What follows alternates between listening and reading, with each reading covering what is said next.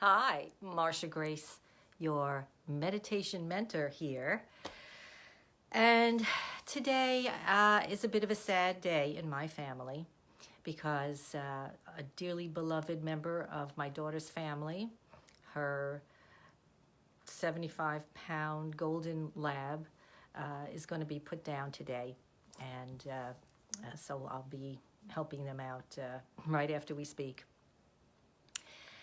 And it was interesting because last night I was at a meeting of the Multicultural Solidarity Group started by Joel Diamond and his wife Doris, who are marvelous people who have been activists on Long Island for many, many years, really helping tell people about issues and going out and speaking about issues and supporting important issues that we all have to deal with. So, so I was at the meeting last night, and Joel presented the word for me. I asked him to give me a word for today, and the word that we ended up with was obey.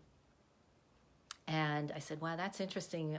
Apropos of what's happening today, we think of our pets, especially our beloved dogs, who obey us no matter what. You know, they just they do.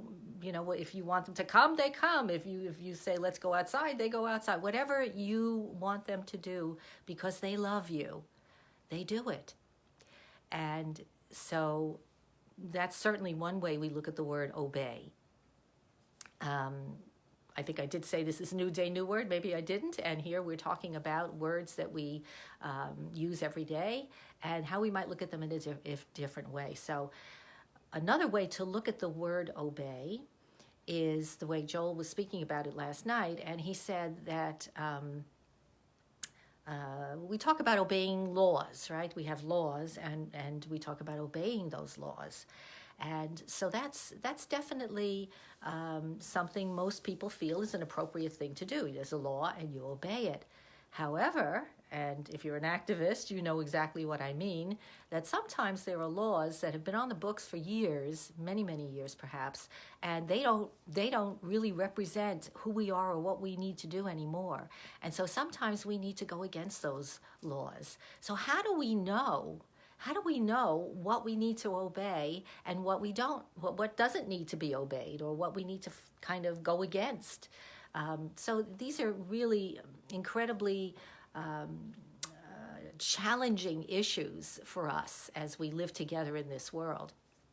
And I agreed with Joel. I said, yeah, that's a great way to look at it. Ultimately, for me, as a meditation person and someone who really comes from a spiritual perspective and one of wanting to join together, that ultimately happiness and joy in our lives comes from joining together and trying to find ways that we can work so that we can see how we can appreciate and honor and respect each other. And so to think about obeying, for me, means to learn how to obey that inner guidance within me that will tell me how do I act in a given situation. Let's say there's an outdated law that needs to be addressed, and let's say Joel calls me up and he says, "Hey, let's go and protest in front of the congressman's office because we don't think that this is an appropriate law anymore, and he should do something about it." And so the answer that I've learned how to give in any situation, and particularly in that, would be not an immediate reply. I always like to say, and I think this is an important thing in any decision you make in your life, you don't have to make a decision instantaneously in most cases. And sometimes people get excited and, you know, they're all jazzed up and they get you feeling that way. And then you want to make a quick decision. And sometimes that's not always in your best interest or in the best interest of other people as well. So what I do is I like to say, let me get back to you. It sounds like an interesting proposition, but let me think about it and let me ask my higher self. And that's what I do. I wait for guidance from my higher self. And that's what you get when you learn how to meditate, when you learn how to go within and find that quiet center that will help you to get in touch with whatever it is, that any answer that you, any question you have that needs an answer. So ultimately for me, what I want to obey above all is my inner guide. I want to obey that inner guide that will direct me as to go here, do this, see that person, or do nothing. Maybe it's absolute, maybe it's do nothing. Maybe that's the appropriate action in a particular situation.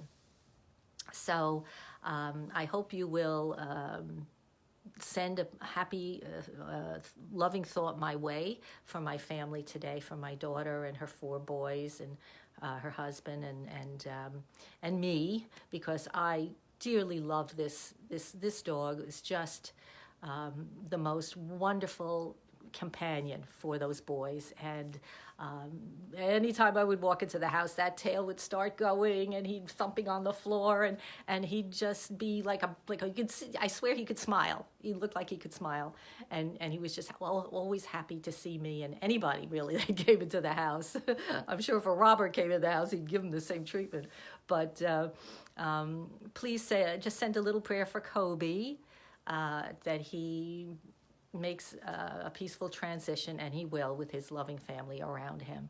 And I'm wearing this little heart today in thinking about him. I said I want to just put something on today that will help me remember the love that this wonderful companion had for us in our life. So thank you, blessings, have a beautiful day. Till next time.